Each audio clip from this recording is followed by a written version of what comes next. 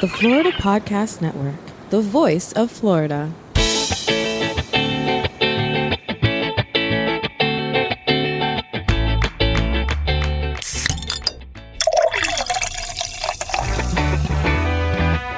From Mallory Square in Key West to the Governor's Mansion in Tallahassee and all points beyond, you're listening to the Florida Beer Podcast, powered by FloridaBeerBlog.com, your source for all things related to the craft beer community in the Sunshine State. And now your host, Dave Butler. Welcome to another episode of the Florida Beer Podcast, powered by FloridaBeerBlog.com. This is Dave, your host and author. This is part 2 of our joint interview with Fort Myers Brewing and Wicked Dolphin Distillery. If you have not listened to part 1, I recommend that you do so. That was episode 183. This is episode 184, and we are going to jump right in. Now, with this episode, what I will say is we're going to be having some interesting conversations about Hurricane Ian, which, if you remember, happened in about 2022. It devastated the Collier, Lee, Charlotte County area. And since we just had Hurricanes Helene and Milton come through, it was kind of an interesting conversation to have. I will say that this episode was recorded before Helene and Milton. We had no idea that those were coming, so please bear that in mind. But we are going to be chatting about Hurricane Ian and all the amazing things that they were able to do, and some really great stories coming from Fort Myers Brewing about some of the things that their co-founder Rob did during the hurricane. We're also chatting about the Spyk'd hard seltzer, their award-winning seltzer, which we have had on the podcast before. It is absolutely fantastic. And we're also going to be chatting with Wicked Dolphin about their new tiki bar, as state laws have changed and distilleries are now able to serve mixed drinks using their products, which is pretty amazing. And some other stuff, because obviously we got to talk about the upcoming beer and rum collaboration between these two companies. So we're going to jump right in. We're back with Fort Myers Brewing co-founder Jen Whyte and Vice President of Operations TJ Jewell, and then the Director of Sales and Vice President for Wicked Dolphin Joseph Termini, as we finish up our interview with Fort Myers Brewing and Wicked Dolphin. Enjoy.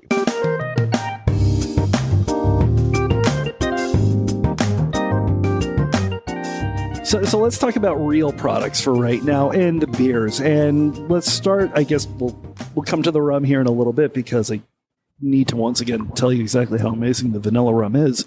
But let's start with the beers. And how did you decide what to make, when to make it? Because as far as back as I remember, there was High Five IPA and one of my absolute favorite golden ales of all time, Gateway. And that was what was in the market. How did you determine, okay, this is what we're going to go with, and here's what we're going to start with in the tap room? I mean, when they opened, they didn't even have an IPA. I mean, the pallets. The horror of opening a brewery in Florida without an IPA. Right. I mean, there was a really good pale ale that was on opening day, Gateway Blonde. You were here opening day. Oh, I sure was. I stood in that line and waited for a very long time to get in the door. And once I got in, I weaseled my way to the edge of the bar and I didn't move because I was not getting back in the line. But yeah, I mean, they had an amber ale, a brown ale, a strong ale, and a pale ale. And a blonde. Yeah, and the blonde.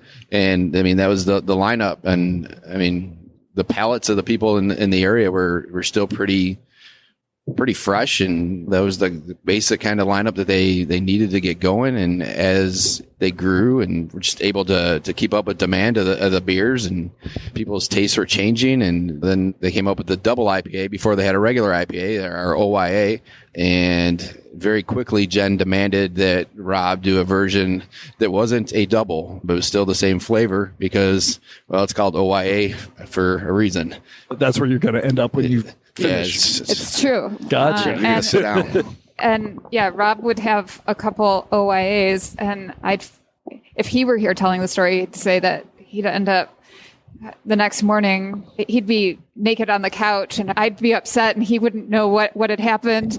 And so that didn't happen all that often. But I did at one point say, we need to come up with something that's a little lower ABV. And so that's when we started developing High Five, And High Five in 2016 or 2015, won the gold medal for the IPA category at the Best Florida Beer competition. And that was one of those moments that when that happened and our local press covered it, every restaurant wanted it. It took off on its own. And our distributor, JJ Taylor, did an incredible job at getting that out into the market and letting that brand really grow organically. Yeah, I mean, High Five won, best IPA, best pale ale again last year, and it was also runner-up best in show for all the beers in Florida at the Best Florida Beer competition. So, I mean, it's still a very well-made, very consistent, approachable beer for just about everybody. If you're not a big hoppy person, like, it's a very approachable beer for the majority of people to drink.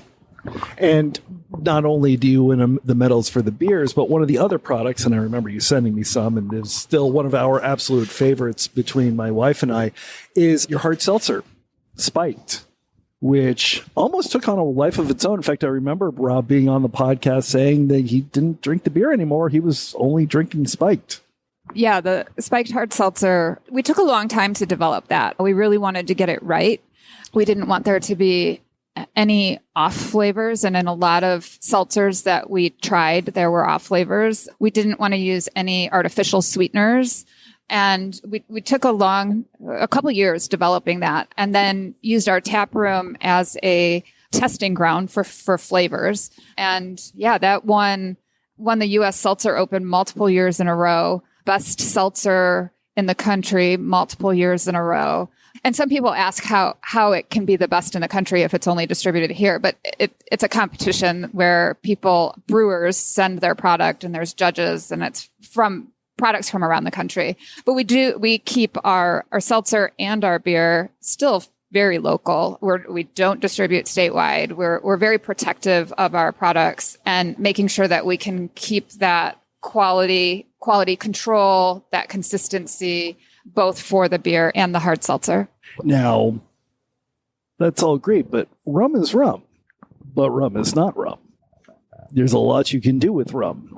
So how did you determine what sort of rum to start with when going into the marketplace and saying, look, here is rum? So back in the day, our owner was actually sitting on her back porch reading a paper, realized that Florida in our backyard produces 55% of the world's sugar, or the country's sugar comes from, right in Clewiston. And said, was actually drinking another product at the time, having a cocktail, and said, hey, I think I can do this better.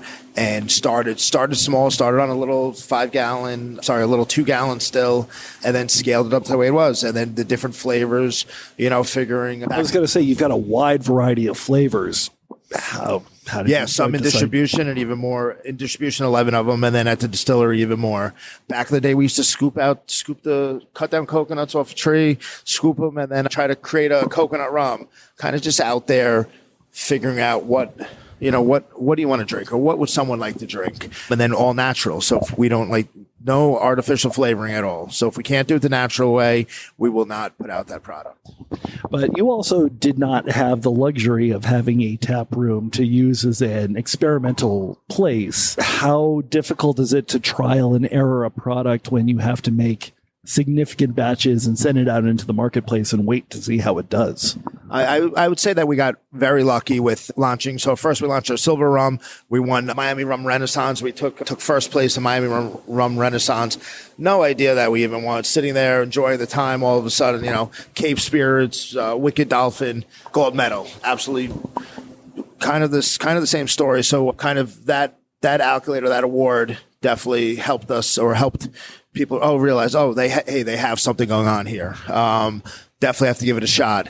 And then as the laws changed, or as the tasting room or the tours were able to do, and we were able to get the tasting room open, there's definitely some flavors that we'll do some flavors and let the people on the tour try them and get their feedback, kind of like a test, kind of like a testing facility also, to see, what we think will be the best launch.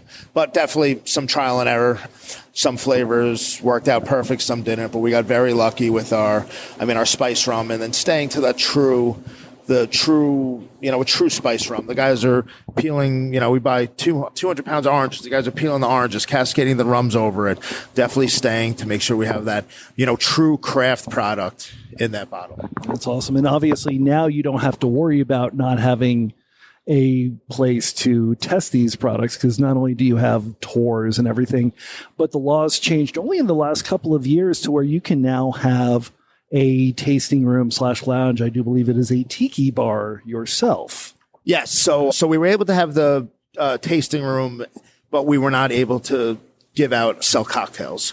So the laws did recently just switch where now you can come to Wicked Dolphin and you could hang out there, play some games, grab a couple cocktails. And we do have a tiki bar in the back that we do different events at, parking lot parties and all that fun stuff, and are able to actually sell mixed cocktails now. How has that been in terms of, okay, what's coming next? What should we make next? Have you gotten a lot of feedback, and has that sort of driven R&D to say? Yeah, so definitely, we're always looking for the next, what's the next thing? What's our next step? We are formulating some different vodka line that will come out eventually soon, which will be, a true craft vodka.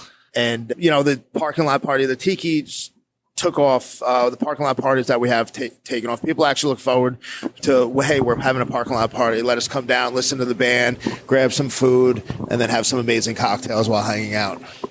Have you been to the tiki bar? The similarities are really amazing because our tagline is the best beer you've ever had in a parking lot. And that came out because we're known for our parking lot parties. And we didn't, when we opened, we wouldn't let anyone outside with a beer, but we were able to get our patio approved. And so, yeah, we've been having parking lot parties since 2014-ish.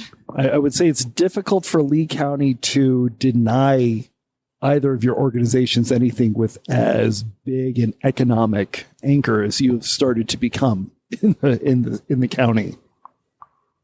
But obviously there's a lot of other things that happen in the county, and we just had a couple hurricanes that came through.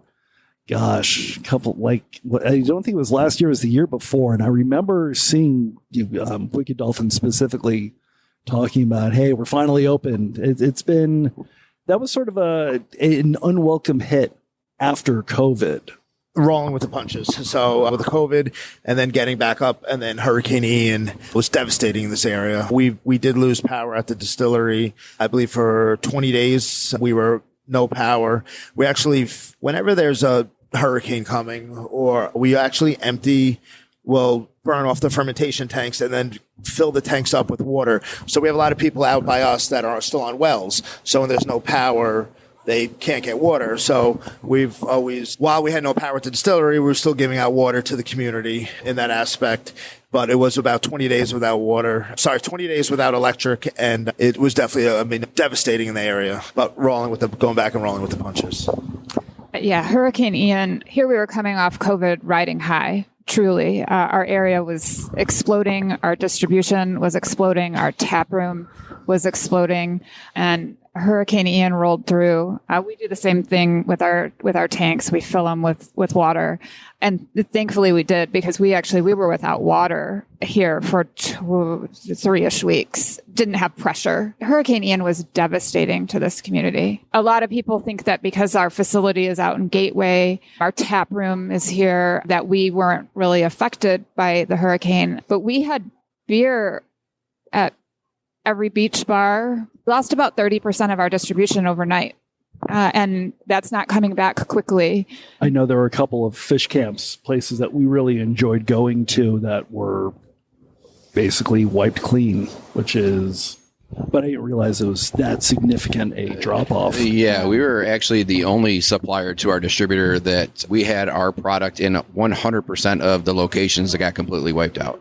It's an incredible statistic, one that would be an honor in any other way. You're at 100% of the beach bars, but in this instance, it's 100% of the places that were wiped out. And I think about how tough that is for us, but think about being the owner of those establishments. And yeah, Hurricane Ian was and still is a great challenge for us and for our community. I did not anticipate you still feeling the effects of that. Oh, without a doubt. 1,000%. Yeah, 1,000%. From a emotional standpoint, that's a challenge. We know that our community is still very much rebuilding. We were with friends last night, and there's a storm that could be brewing, and we all talked about how it's almost like we have PTSD from Hurricane Ian, and you don't understand the devastation unless you drive the beach and you knew what was there previously.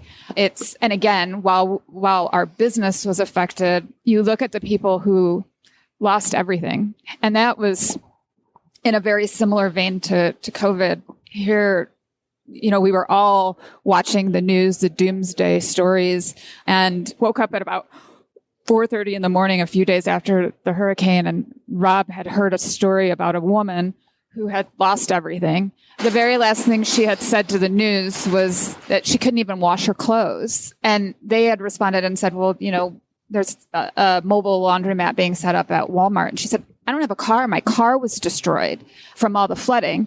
And Rob had looked at this woman and thought, this could be my mom. And we had a food truck that we really had not used. We had to have it during COVID. And he thought to himself, I have access to water. I have access to, I know how to do some of these things. I'm going to turn that truck into a mobile laundromat. And with the help of the plumber that's around the corner from us, Next Plumbing. Which is nice to have in the industrial park. Good Deal Appliances. Yeah, we ended up actually getting a small sponsorship from Maytag. They donated washer and dryer. Yeah, they actually ended up donating a few washers and dryers, and Rob was able to give them away to people that he met along the way. But he went out and he did people's laundry for months. He went to Pine Island, he went to Island Park, he went to Harlem Heights, he went to Fort Myers Beach, and the original plan was that he would go park the laundry trailer and people would do their own laundry. But he quickly realized that people didn't have time for that. And so he ended up having them write on a whiteboard their cell phone number, and he did their laundry. And when it was done, he folded it and texted them and said, hey, it's done. In some instances, he delivered it straight to their house instead of having them come back and get it, because all they had was a bicycle and they couldn't ride with the laundry basket. Those are the things that you just don't even think about. And he would take a cooler of beer with him. And if someone wanted to sit and tell their story, it's incredible how many people just wanted to feel heard. They wanted to tell their story of how they rode out the hurricane, of how they were recovering from the hurricane. And they wanted to do that over a beer and get a hug. And we let some of our staff go with him. Some of our regulars who come in, they went with him. I went with him a handful of times. My mom and dad went with him. Some of the food truck owners went with him. And it was a very humbling experience, but also a very rewarding experience to be able to just embrace your community and give everyone that much needed hug. Awesome. And that's not the first time that Rob has done some extraordinary things during hurricanes, because we've tried to schedule this interview before and he was otherwise engaged. And I kind of love this story. Hurricane Dorian. Yeah. So Hurricane Dorian hit the Bahamas, and we watched that storm. And we watched it sit over top of the Bahamas and just decimate some of those islands. And we started a supply drive right after Hurricane Dorian hit. Captains for Clean Water donated a ton of bottled water and other supplies. And then Rob and some of our family and staff joined in on a trip to actually take those supplies straight to the Bahamas. And yeah, they boated all of those supplies over there and unfortunately saw firsthand the devastation and tried to do everything they could to help the Bahamians. That is kind of amazing. So let's get to the fun part, shall we? And let's talk about the brewery series from Wicked Dolphin. It's not the first time that the brewer series has been on the podcast. Of course, the brewery that Wicked Dolphin partnered with back then has since shuffled off this mortal coil. But can you describe how Wicked Dolphin, and I guess craft spirits in general, have not only viewed the craft beer industry with favor, but also produced partnerships such as these? Can I interrupt for a second? Go for it. So let's talk about the Brewer Series. Can you give us a good elevator pitch for the Brewer Series? And then how did this even get started? Yeah, so the Brewer Series is, I love the collaboration with the Brewer Series. Being small batched, we're able to do a lot cooler or a lot of amazing things that, a bigger distillery or the bigger guys cannot do. And one of this is going to be the Brewers Series. So just, we were emptying our barrels and then realizing that, hey, why don't we give these barrels to a brewery, let a brewery do a beer in it, and then get these barrels back, and then we're able to age a rum in it after a certain amount of time, and then release it. And it came out amazing. The first one we teamed up with was Scar City back in the day. Absolutely blew my mind, the flavor profile that came out of the barrels after we've got them back with the beer aging. And, we can't wait to get them back from Fort Myers Brewing and to see what we're able to create or what we're able to produce out of those barrels. I guess why did it take so long for Fort Myers Brewing to jump in on this? Because you've been working for so long. So I'd say the Brewer Series is definitely a passion project for us. So limited release, not that many bottles available, usually only at the distillery. So doing the day-to-day operations and supplying the rums that we need to do. Sometimes the Brewer Series does take a little back seat, and this worked out perfect that we were both available to make this collaboration happen. I would echo that exact same sentiment. It's going back to what we talked about from the very beginning, making sure that you can keep up with production. Once you put product out in the marketplace for bars, restaurants, retails, you've got to keep up with production. And so for many, many years, it was a grind to make sure that we could keep up with that production. And so we're finally to the point where we have the manpower and the space to be able to be part of these fun projects, which we're really excited about for our regulars and beer and rum lovers alike. Absolutely. Now, obviously, the important question is, once Fort Myers got the barrel, what'd you put in the barrel before you sent it back to them? So it just kind of worked out that we had a batch of our Imperial Stout bubbling crude going, and as soon as they arrived, we were able to put our 10.5% Imperial Stout into the barrels, and it's been hanging out in there for just about 10 months now. We sampled it the other day. It tastes fantastic. So yeah, I'm really, really looking forward to that one. Our stout's it's a first runnings only beer, so it's nice thick beer, and I think the rum is doing it well. And the barrels that we actually gave Fort Myers Brewing, so we aged a Demerara sugar rum in those barrels for 8 years. So the spirits that came out of that barrel were absolutely delicious. And with Fort Myers Brewing's stout that they're going to put in, I know that when we get those barrels back, it's gonna be absolutely delicious. It's gonna be a great project, a great collaboration. What's going to happen to the books? What's going to happen to the barrel afterward? Because I've seen projects where they just trade the barrel back and forth repeatedly over time. Mm-hmm. We'll see what happens in the future. But once we get the barrels back, we'll produce some kind of rum that maybe with Demerara sugar, maybe not. We still got to see exactly what kind of flavor profile we think that we can get out of that. And then those barrels will go back into the barrel house for anywhere from a year to 2-3 years, where that will finish off. So we still got a ways to go, but it's going to be amazing. I hate to say this, but bourbon barrel aged beers are a dime a dozen. Because of bourbon, because you can only use the barrel once and move on. Are there certain flavor profiles that are fun to work with that only rum is going to bring, that you're able to, hey, let's look for this. Yeah, so I think as far as beers that pair well with rum, it needs to be a dark beer, like something that's rich. I think that flavor profile goes well together. When we take it out, we're actually going to do 2 versions of the beer. We're going to have it straight, and then we're going to have another version of it, like a treated version of it. And I'm really looking forward to it. Like the vanillas, the coffee flavors, I think all that stuff that's in the wood and the beer, I think they just pair well together. I wouldn't be doing my job if I didn't say, hey, when's that coming out?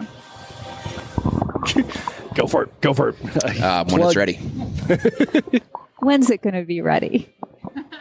Okay. It's a surprise. And are there certain beers that you definitely like to have? Because one of the interesting things about Wicked Dolphin is how much of the distilling staff homebrewed. And I remember Joanne telling me that they all had a homebrewing background, and that, Yeah, so definitely we all mess around, and then we all messed around home brewing. A couple years ago, we did have a brew pub in Cape Coral where Big Blue, I remember it well.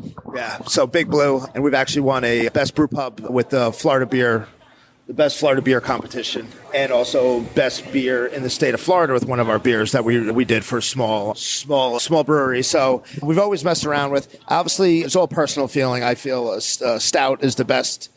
Something nice and heavy in that barrel to soak in those woods. Something light is definitely going to get overpowered, I think, with the oakiness. You want those different tanners, the different notes, the vanilla, coffee, toffee. You really come out, and I feel like they come out a lot better in a stout compared to a lighter beer.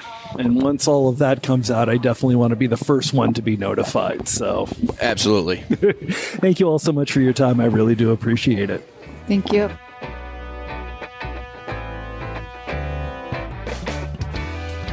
There we go. 2 episodes that I was very much looking forward to recording, and they happened at the same time, and I think the episodes were better for it. So thank you so much for joining me on this journey. Next week, we're going to start hitting some beer festivals because it is about that time here in the state of Florida, because it's just too hot to do it during the day. And in the summer, it's just, nobody wants to be in a parking lot in July in South Florida drinking beer. It's just too hot. Just too hot. When those episodes are released, you'll be the first to know if you're following us on social media. And you can do so at Florida Beer Blog on Instagram, X, Blue Sky, and Threads. We are also on Facebook at FL Beer Blog, because reasons. You can find us online at floridabeerblog.com and floridabeerpodcast.com, and you can also email us at any time at floridabeerblog@gmail.com. If you have not done so, please make sure to subscribe to us on the podcasting app of your choice. We are actually on YouTube. We're on Apple Podcasts, Amazon Podcasts, Spotify, iHeartRadio, pretty much everything that's out there. We are going to be able to be found. If you have a smart speaker at home, just tell them, hey, play the latest episode of the Florida Beer Podcast, and this will show up. What can I say? And if you can, leave us a nice 5-star review. That does help us get the word out and helps other people find out all about the amazing things in the Florida's craft community. When you go through, you will also notice that we are a proud member of the Florida Podcast Network, an amazing collection of podcasts that will be released on a regular basis by Florida, about Florida, and for Florida. So you can find more information about them at thefloridapodcastnetwork.com. Our intro announcer is Jeff Brozovich. Field producer is Steve Pekala. Executive producer for the Florida Podcast Network and Grand High Poobah is Jemmy Legagneur. This is David Butler, your host and author. We will be back next week for an awesome episode coming from Champions Beer Fest recently in Hollandale Beach. In the meantime, make sure to crack open a nice Florida craft beer or enjoy a pour of Florida rum, whichever you want, as long as you drink Florida craft.